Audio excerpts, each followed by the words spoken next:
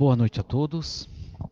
É com muita alegria que nós estamos aqui no canal da Uzi Cotia, representando a nossa casa Atitude de Amor, inclusive representando na própria casa Atitude de Amor, fazendo nesse momento a última palestra de encerramento do nossa primeira semana virtual espírita da Uzi Cotia. Tivemos no decorrer de toda a semana, começando com a Adriana no domingo, onde ela fez um resumo breve da história de Bezerra de Menezes. A gente sabe que personagem com a grandeza de Bezerra é praticamente impossível a gente fazer em uma semana, mesmo conversando sobre vários aspectos da vida dele. É sempre muito difícil fazer, contar uma vida tão rica em ensinamentos em pouco tempo, né?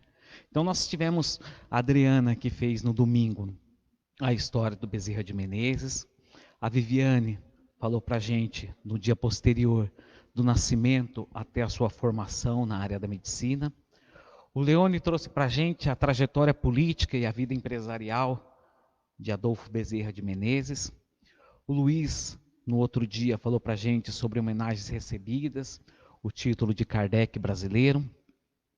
E o Kiko falou sobre a iniciação de Bezerra no Espiritismo e quando ele assumiu a presidência da FEB. Tá? E ontem, a Márcia e o Hernani, na dobradinha de sempre, falaram também da importância da unificação e dos ideais espíritas.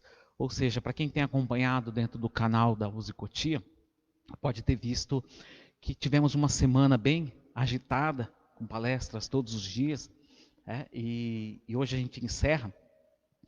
E eu confesso para vocês que quando foi solicitado para que a gente fosse desenvolver esse tema, e que a gente foi acompanhando, entrando um pouco na vida de Bezerra de Menezes, a gente acaba percebendo uma atmosfera diferente. É como se a gente entrasse num mundo um pouco diferente do mundo atual. O mundo de Bezerra de Menezes é um mundo de renúncia, um mundo de uma busca por algo maior do que as realizações efêmeras da matéria.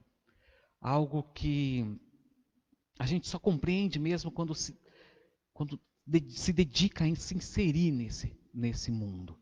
E Bezerra era assim, né? Ele tinha sempre essa busca, a gente percebia que ele estava aqui, mas sempre buscando algo diferenciado, algo maior, né? Então, essa renúncia talvez seja uma das marcas de Bezerra, quando a gente analisa sobre a vida dele, que os nossos amigos contaram no decorrer de toda a semana. Bezerra renunciava ao seu tempo livre, Bezerra renunciava ao seu conforto material, Bezerra renunciava às comodidades da vida em busca de uma coisa muito simples, que é uma vivência cristã simples, na simplicidade, mas plena.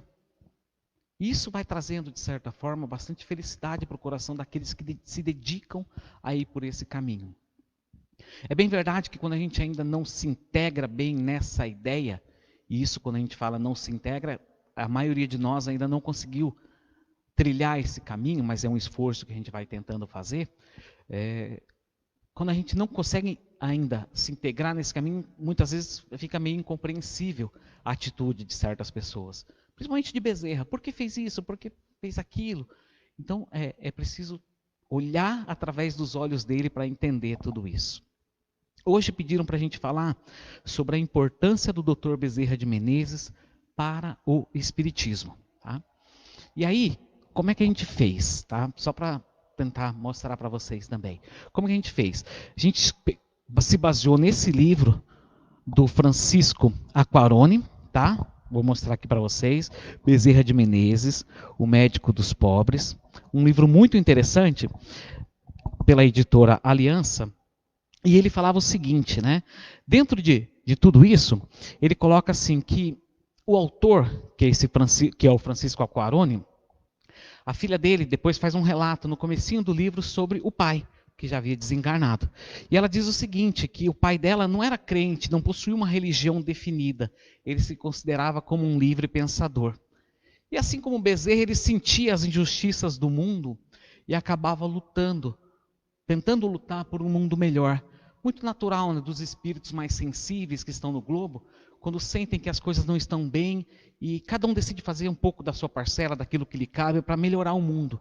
E o Aquarone também tinha essa visão de mundo, ele achava que podia se fazer algo melhor. E aí ele se inspira em Bezerra de Menezes, né, que já havia desencarnado, né, quando ele escreve o livro, mas ele se inspira na conduta de Bezerra. E estava começando a escrever sobre essa biografia do Bezerra, e estava caminhando toda essa tarefa que ele decidiu fazer, e em determinado momento, a filha dele, o que motivou o Aquarone continuar nessa empreitada de escrever sobre a vida do Bezerra e fazer esse livro aqui, foi que certa vez ele estava na casa dele, no escritório, e a filha dele, até então com 9 anos, disse para ele: papai, tem um senhor aqui na sala de visitas e está olhando para mim e sorrindo. Eu acho que ele veio falar com você, papai. E aí ele sai do escritório, vai até a sala e não encontra ninguém na sala. Depois disso tudo, ele olha confuso, achou que a filha dele se enganou, ou que a pessoa foi embora. E quando ele vai voltando para o escritório, essa filha de 9 anos vai atrás dele e o acompanha. E aí ela diz assim: papai, eu sei quem é que estava aqui te procurando lá na sala de visitas. Foi esse homem que estava aqui.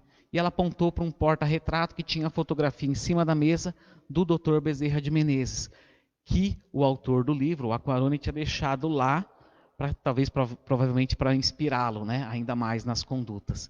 E aí ele percebeu que tinha, de certa forma, uma autorização espiritual para continuar escrevendo, e aí aquilo fez com que ele ficasse mais motivado e seguisse a escrever.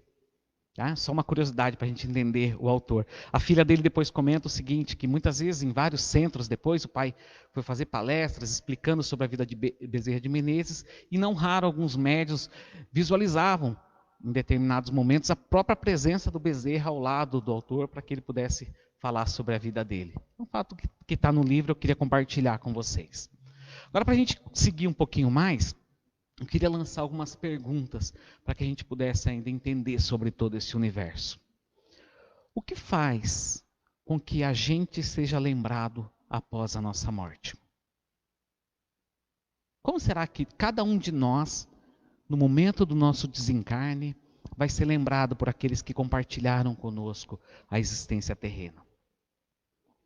Por quanto tempo a memória daquilo que a gente fez vai estar presente na mente e no coração dos encarnados? Alguns diriam, quando alguém desencarna fica presente em torno de 2 ou 3 meses. Alguns diriam ficam presentes no primeiro ano, depois a vida que segue. Mas quanto tempo ficaria essa presença, essa lembrança no coração dessas pessoas? Bem provável que vocês que estão nos escutando, ou que irão nos escutar depois, por outros canais, estejam se respondendo nesse momento.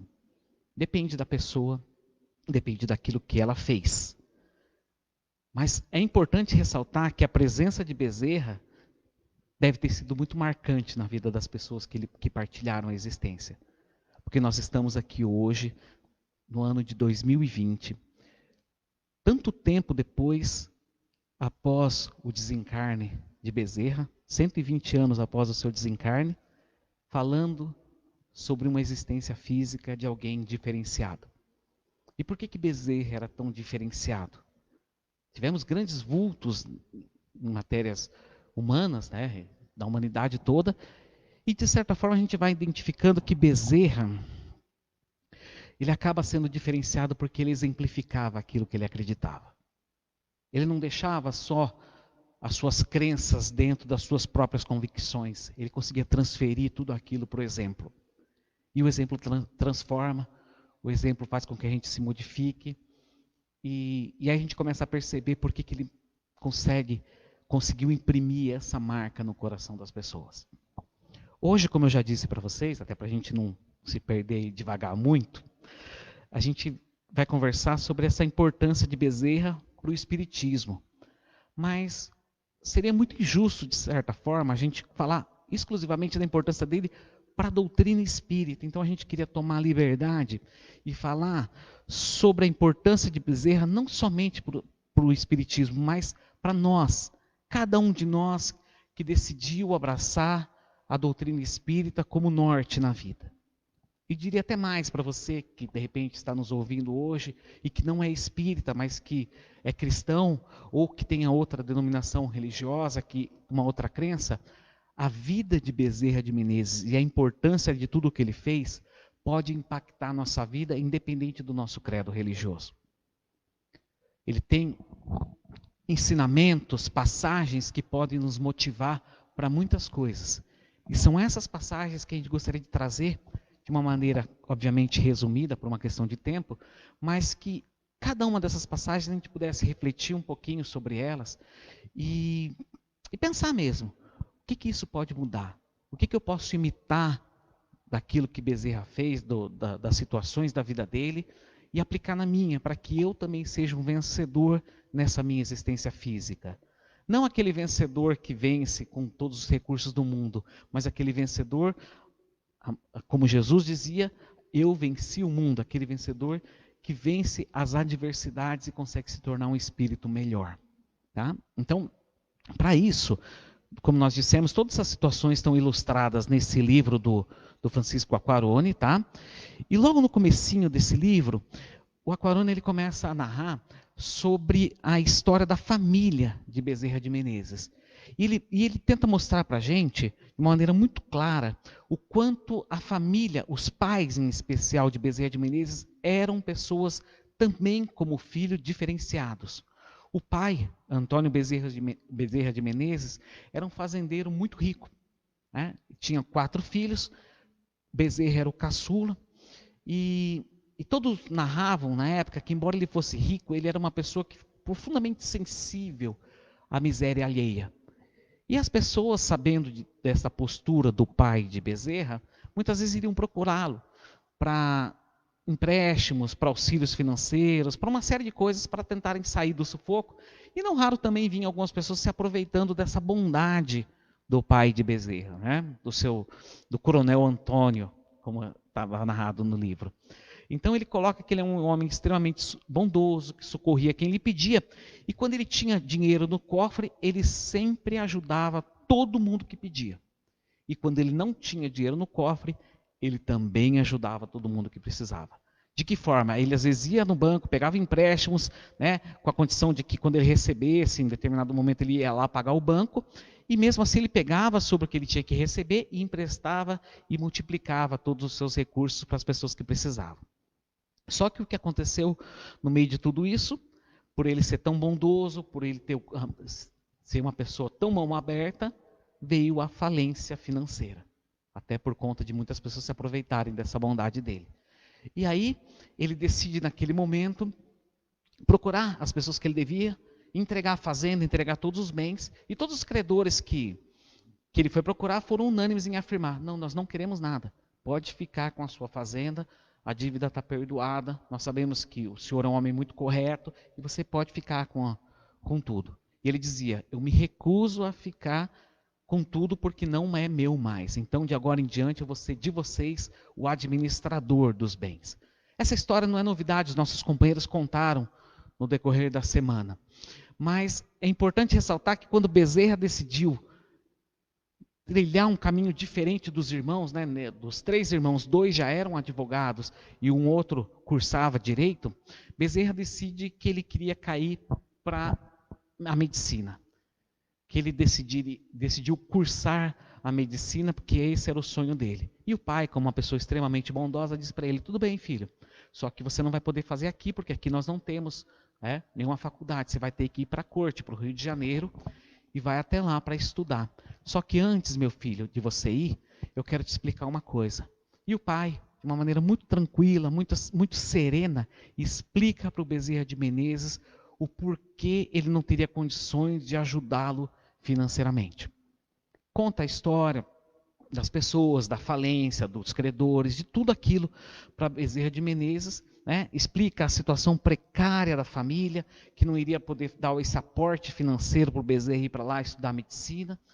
E aí Bezerra escuta com muita calma toda a história do pai, e com lágrimas nos olhos, ele diz para o pai dele o seguinte depois dessa conversa: Pai, seus atos ficarão impressos dentro do meu coração como modelos de dignidade e retidão moral. Prometo ser digno do nome honrado que levo comigo. E ele abraça o pai e depois ele vai embora para o Rio de Janeiro. E aí, essa pequena demonstração do Bezerra mostra o quanto ele é diferente da maioria das pessoas. Inclusive, possivelmente, diferente até de nós espíritas com relação a essa conduta. Talvez, se estivéssemos no lugar de Bezerra de Menezes, nós ficaríamos profundamente decepcionados com o nosso pai. Puxa, pai, mas por que você fez isso? Comprometeu a herança, hoje eu poderia estar estudando e agora eu vou passar por dificuldade porque o senhor distribuiu todos os bens para as pessoas que precisavam.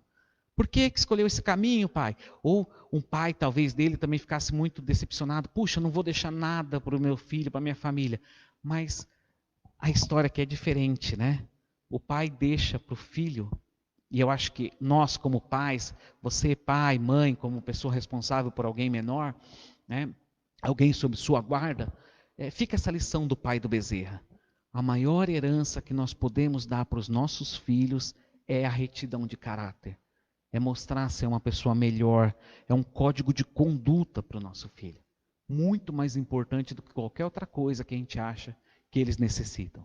As crianças de hoje precisam de códigos de conduta e que só vão ser demonstrados de fato através do nosso próprio exemplo. Então essa é uma lição bastante interessante. Depois Bezerra vai, chega até o Rio, se forma, aí a história, os nossos companheiros também foram destrinchando no decorrer da semana, mas tem uma historinha também que eu acho bastante interessante, eu gostaria de compartilhar com vocês. Né? Nesse momento, né, logo que ele se forma, ele vai e monta com um companheiro de faculdade um consultório, e o consultório deles não vai para frente, porque é difícil fazer fama, as pessoas irem procurar, mas em contrapartida, enquanto o consultório dele não estava funcionando bem com o sócio, na casa dele não parava de chegar pessoas.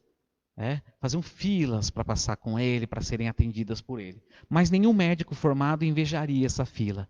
Eram filas de miseráveis, de pessoas que não tinham com o que pagar e que iam até a casa dele procurar esse auxílio. Mas tem determinado momento que Bezerra vai ficando mais conhecido, e não só sobre tudo que ele falava ou fazia para os pobres. Ele foi pegando fama nos seus diagnósticos com os ricos também. E tem um momento da vida dele que a fama também já tinha sido instaurada, ele estava com um consultório no centro comercial e atendia pobres, mas também os ricos iam até lá. E gostavam do atendimento de Bezerra e pagavam pelo atendimento. E se a gente for ver também, segundo o relato do próprio Aquarone, a quantia já seria bem suficiente para um médico sobreviver e viver bem. Mas Bezerra, ainda assim, pouco aproveitava desse dinheiro.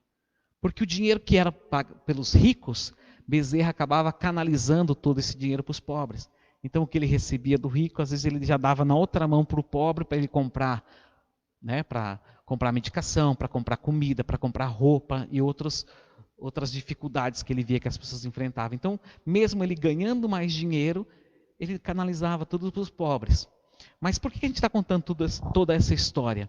Porque certa vez ele estava atendendo uma pessoa, que era uma pessoa mais abastada, e ele falou: Bezerra, né, você gosta de música? Numa conversa meio que informal. E o Bezerra responde para ele: é o maior encanto para mim, a música, dizendo que gostava mesmo de música. Aí esse amigo pergunta para ele: então por que você não vai na companhia lírica? Nós estamos tendo esse ano uma temporada muito boa, belíssimos espetáculos. Aí Bezerra, com bastante calma, diz para ele o seguinte: olha, meus doentes não estão me dando tempo para eu conhecer essas harmonias líricas. E o amigo diz para ele: Bezerra, se você não frequentar isso, logo, logo você vai se tornar uma pessoa embrutecida, sem cultura. E aí Bezerra diz para ele, responde para ele assim: nem tanto, meu amigo. Não ouvir as companhias líricas me traz a vantagem de ouvir as harmonias do coração, que é a música mais linda que há no mundo.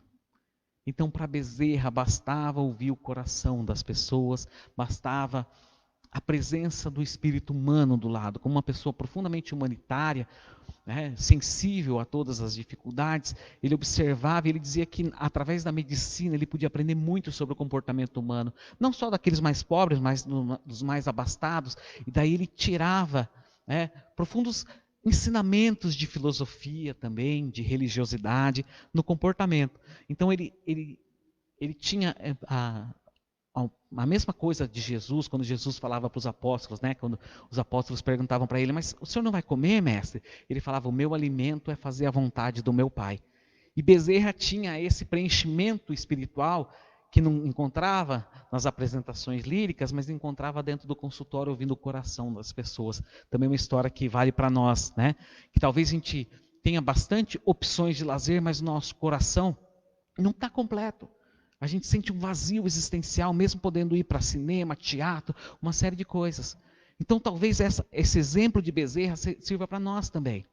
Que tal pararmos um pouquinho de tentar preencher esse vazio com coisas tão externas e buscar preencher esse vazio existencial com essas harmonias do coração, observando melhor as pessoas que estão ao nosso lado, observando onde a miséria, seja ela financeira ou moral, imperam, para tentar minimizar um pouquinho isso. Também é uma segunda lição que eu gostaria de compartilhar com vocês hoje. Tá? E também tem um outro caso em que Bezerra já começava a ensinar os amigos que era necessário um entendimento, não só entre os confrades espíritas, mas um entendimento também entre os espíritas e outras religiões. Porque a doutrina espírita, logo no seu início, ainda hoje, mas de uma maneira menor, dado a adesão aqui no Brasil das pessoas, mas era uma doutrina que ela foi duramente perseguida. E certa vez, um amigo dele chamado Augusto Elias da Silva, fundador do jornal O Reformador, que depois se tornaria a revista, né, uma das impressões mais antigas, né, feitas pela FEB, o Augusto Elias da Silva, certa vez, foi até Bezerra, porque ele tinha acabado de lançar o Reformador e recebeu duras críticas da imprensa conservadora, duras críticas das pessoas, e ele ficou muito chateado com tudo isso. E foi procurar Bezerra de Menezes, que já era, de certa forma, um vulto dentro do espiritismo, falar, olha, Bezerra, me ajuda, eu não sei o que fazer. Eu estou pensando em escrever uma matéria revidando tudo, uma matéria dizendo um monte de coisa para esse pessoal saber com quem está lidando. E aí Bezerra, né, com a calma, a serenidade de quem já encontrou os caminhos do Cristo, orienta a diretriz do jornal recém-iniciado. E ele diz para o amigo, faça uma política discreta, sem nivelamento dos ataques, mas mantenha firmes as afirmativas espíritas. Não combater as armas do ódio com as armas do ódio. Combater de preferência o ódio com o amor. Isso vale para o Augusto Elias da Silva? Vale. Vale para a gente em matéria de relações sociais, relações fraternas? Também vale. Muitas vezes, assim como Augusto Elias da Silva queria fazer, nós também achamos que com a violência, com ódio pelo ódio, nós podemos resolver as situações. E Bezerra ensina para ele, e de certa forma está dizendo para nós hoje, não é preciso ser assim. É possível quebrar esse ciclo de violência, de ódio, de rancor, mudando a chavinha. Então fica mais uma lição para nós nesse momento. E aí nós temos aquele caso clássico também, que vale a pena a gente ressaltar, quando Bezerra tem a sua adesão completa ao Espiritismo.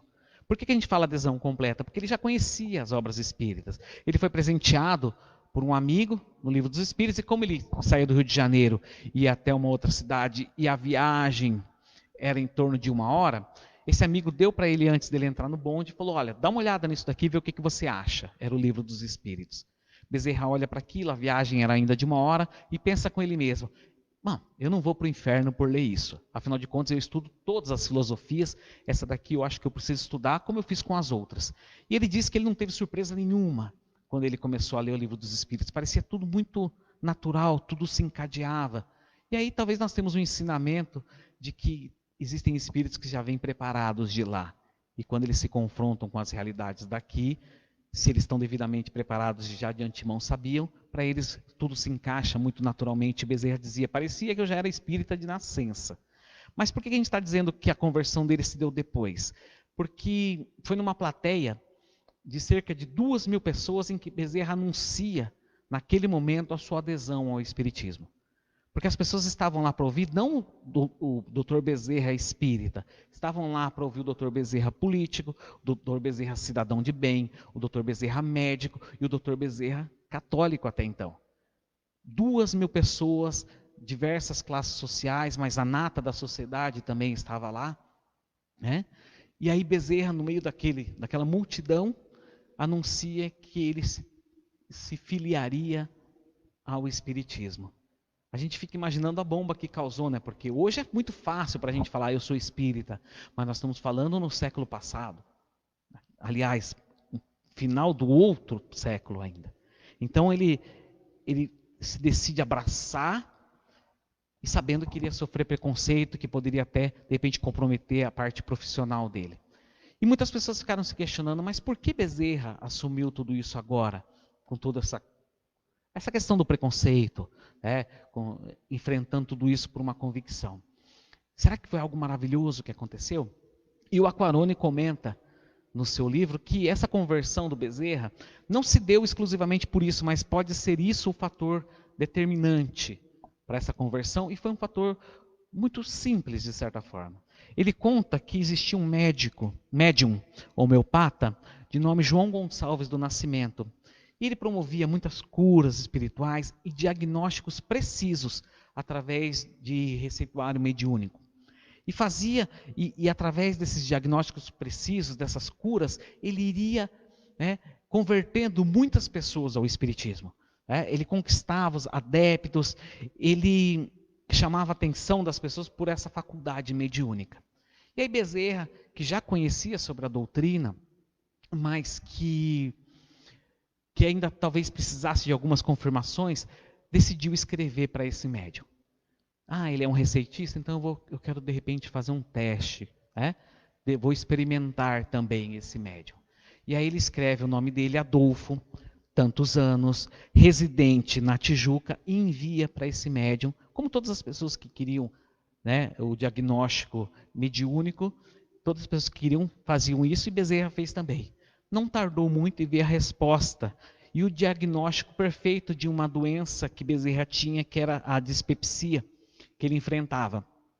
Então, quando vem esse diagnóstico, sem ele saber quem era, com Bezerra colocando os menores dados possíveis, Bezerra fica surpreso com tudo isso. E ele começa a entender que existia algo muito maior. Ele teve, de certa forma, uma confirmação com relação a isso. Mostrando que às vezes a gente precisa de algumas confirmações e que, de certa forma, a espiritualidade vai nos dando também, tá? Uma outra coisa interessante, até para a gente já ir encaminhando para o nosso encerramento, tá? E que Bezerra lutava, e que eu acho que isso serve para todos nós, inclusive aos palestrantes, expositores, professores da doutrina, dirigentes da doutrina. Existia uma coisa que o Bezerra também falava muito, e que o Aquarone fez questão de colocar nesse livro, era a luta que Bezerra tinha com relação a transformar a doutrina espírita numa doutrina mais acessível. Bezerra acreditava que o melhor meio de se divulgar uma doutrina, seja ela religiosa, social ou científica, era de torná-la facilmente acessível às massas. E ele comentava que Kardec havia codificado obras incríveis em linguagem científica, porque era necessário. Mas essa linguagem de Kardec muitas vezes estava acima da mentalidade da massa da época. E de certa forma agora. O Espiritismo durante muitos anos foi considerado uma doutrina elitista, porque a grande massa não conseguia entender muitas vezes. Não é por ser culpa de Kardec, que desenvolveu um trabalho incrível em pouco tempo.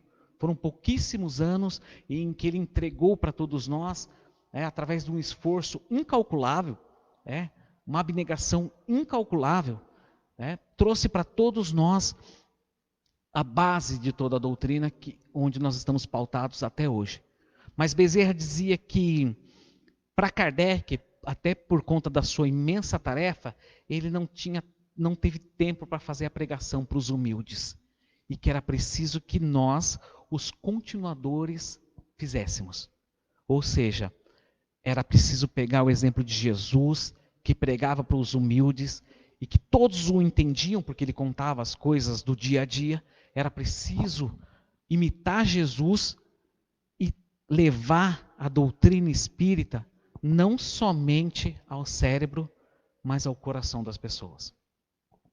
Isso para a gente em 2020 é profundamente desafiador, porque com a ciência, com a internet, com tudo, com todas as informações que nós temos, com acesso à informação praticamente ilimitado através da internet, se a gente não tomar cuidado, a gente vai transformando a doutrina numa doutrina que fala ao cérebro e que uma doutrina muitas vezes impositiva e que machuca as pessoas, esquecendo da base, né, que Bezerra tanto lutou, que era transformar a doutrina em algo de fato, que isso também veio da escola de Kardec, obviamente, né, como um consolador, como algo que fala ao coração e que pode ser entendido por todas as pessoas, desde as mais cultas às mais simples. Então Bezerra sempre dizia que a doutrina precisaria ser acessível e que era preciso entre nós encontrarmos o equilíbrio, e essa é uma luta muito nossa também,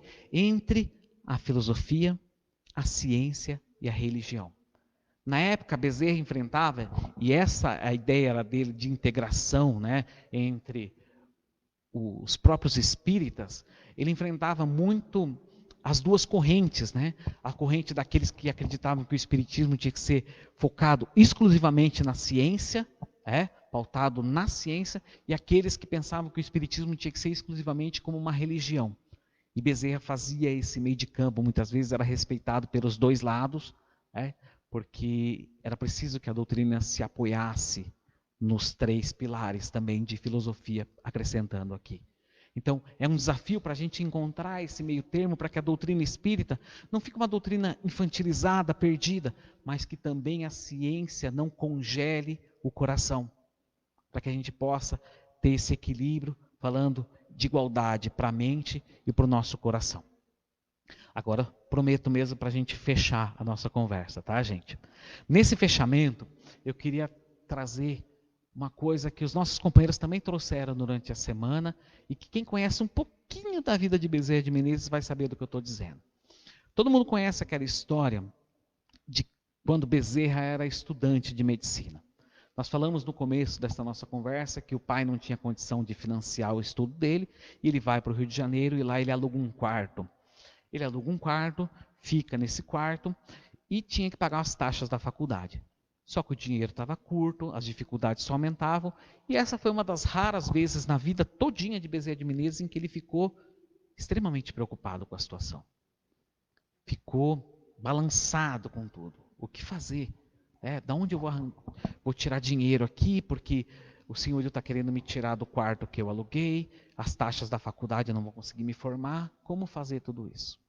E aí nós sabemos, né, da história, quem acompanha nas semanas nos dias passados, sabe da história em que um estudante de um homem rico, um filho de um homem rico, vai até ele e diz assim: Bezerra, eu quero aulas de matemática. E aí Bezerra não era muito assim, não gostava muito de matemática, não estava muito por dentro da matemática, diz para ele: olha, tá bom, tudo bem, eu posso te ensinar, já ressaltando determinadas dificuldades. Ele: não, tudo bem, eu vou querer as aulas, mas eu vou pagar adiantado. E aí Bezerra fala: não precisa pagar adiantado. E na conversa vai, conversa vem, ele diz assim: não, fica tranquilo, meu pai me deu dinheiro, eu tenho condições, eu vou deixar pago aqui.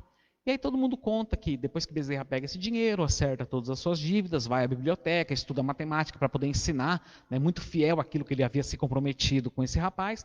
E a história todo mundo conhece, que esse rapaz jamais voltou lá para pegar as aulas e ficou sempre aquela ideia vaga, né? Como foi que aquele garoto apareceu lá? Né? Como foi que tudo isso aconteceu? Então a gente corta essa história naquele momento, na época que ele era um estudante, e vamos passar lá na frente, quando Bezerra já era um senhor, já havia aceitado a presidência da FEB e estava naquele momento sendo visitado por alguns amigos da própria FEB, da doutrina também, em que eles faziam um pedido para Bezerra.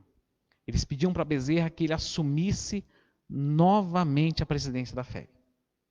Olha, Bezerra, está precisando, nós precisamos de alguém com esse seu caráter que possa alinhar todos os pensamentos, fazer unir todo mundo, né? E Bezerra fica relutante em voltar. E afirma para os amigos que na concepção dele, a federação estava um pouco perdida, que ficava perdida muitas vezes em teses complexas, se perdendo, né, na sua finalidade, que ele achava que seria meio que desnecessário ele voltar. Aí os amigos né, para dar força para ele, diziam que ele tinha razão, de fato. E essa era mais uma razão para que ele voltasse, porque precisavam dele. E que ele não esquecesse que a federação, embora tivesse perdido em alguns campos, também ajudavam os necessitados. Aí Bezerra vai conversando com eles sobre uma série de coisas, e ele vai comentando que na profissão dele, ele tem recomendado muitas vezes aos pobres e aos necessitados o auxílio da homeopatia. E ele fala, eu recomendo aos meus pacientes, à minha família, eu mesmo muitas vezes faço recurso da homeopatia, sem eu ser médico homeopata, ele deixava claro. E os amigos perguntam para ele, né, no meio dessa conversa toda para assumir a febre, perguntam para ele, mas Bezerra, por que você não estuda então sobre homeopatia e se torna um médico homeopata? Aí Bezerra responde para eles, não, eu gosto da homeopatia dos espíritos e não a homeopatia dos médicos. E aí tem uma história interessante acontecendo no meio desse diálogo. Um dos médiuns que estava lá, de nome Frederico Júnior, incorpora naquele momento o espírito de Santo Agostinho. Sim, Santo Agostinho, que sempre acompanhava a vida de Bezerra de Menezes, que sempre o amparava nos momentos mais cruciais da vida dele. E aí o espírito de Santo Agostinho começa a conversar com Bezerra de Menezes. E ele diz o seguinte, que bom que você gosta da homeopatia, porque nós vamos te ajudar com maior facilidade no tratamento dos nossos irmãos. E aí quando Bezerra escuta isso, pergunta para Santo Agostinho, bondoso espírito, você me sugere a viver do espiritismo? E aí Santo Agostinho responde, não, por certo, você vai viver da tua profissão, Bezerra, dando ao teu cliente o fruto do teu saber humano. Para isso, estudando homeopatia, como te aconselhou o nosso companheiro Bittencourt. Nós te ajudaremos, dizia Santo Agostinho, de um outro modo, trazendo-te, quando precisares, novos discípulos de matemática. Mostrando que o auxílio espiritual está sempre presente e que essa história de Santo Agostinho com Bezerra, mostrando que eles estavam cuidando cada passo de Bezerra e o amparando na dificuldade, que sirva para um consolo para o seu coração nesse momento. A espiritualidade nos vigia, a espiritualidade sabe do que vai no nosso coração e sabe daquilo que a gente precisa de fato. Que a gente tenha essa confiança no cuidado espiritual e que sigamos de maneira mais tranquila a nossa vida. Encerramos, né, Gabi? Então vamos lá. Agradeço a todos vocês que com paciência cristã ficaram até agora conosco. Pedimos que nesse momento, quem quiser ficar de olho fechado pode ficar. E nós, espíritas ou não espíritas, e agora conhecendo a vida e obra de Bezerra como conhecemos em toda a semana virtual, gostaríamos de pedir a esse benfeitor espiritual, através dos seus auxiliares, espíritos de luz também, que possam iluminar grandemente a nossa casa, a nossa morada terrestre. Que a gente sinta o médico dos pobres visitando o nosso coração nessa noite. Nós que às vezes também carecemos de muitos recursos, sejam eles financeiros, o recurso da fé, o recurso da energia, da esperança, que Bezerra com seus emissários e principalmente Jesus possa se fazer presente em nossas vidas. A exemplo dessa vida de abnegação, de renúncia em prol do semelhante, que cada um de nós se sinta nesse momento inspirado a se tornar uma pessoa melhor, a seguir os ensinamentos de Jesus. Muita paz a todos e a gente se vê numa próxima oportunidade. Que Jesus nos abençoe a todos.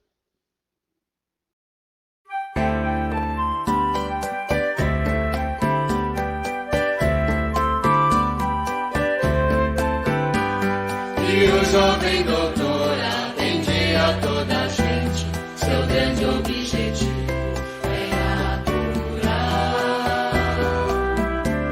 dos corpos as doenças, da mente a ignorância, do povo o sofrimento, amenizar.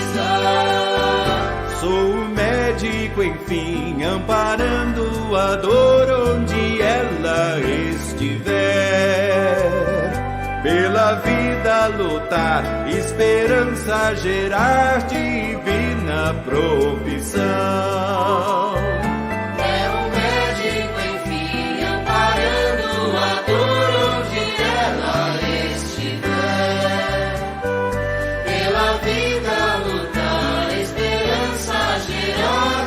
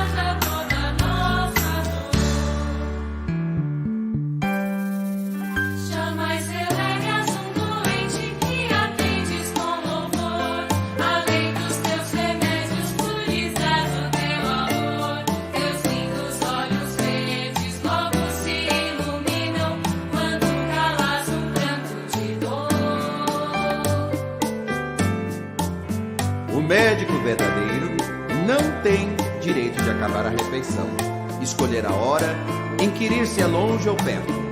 Aquele que não atende por estar com visitas, ter trabalhado muito ou estar fadigado, por ser alta noite, mau caminho ou o tempo, ficar longe ou no morro. Aquele que pede um carro a quem não tem com quem pagar uma receita, ou diz a quem chora à porta que procure outro, este não é um médico. Esse é um desgraçado que manda para outro o anjo da caridade que lhe veio fazer uma visita. Tu nunca tens descanso na mais pura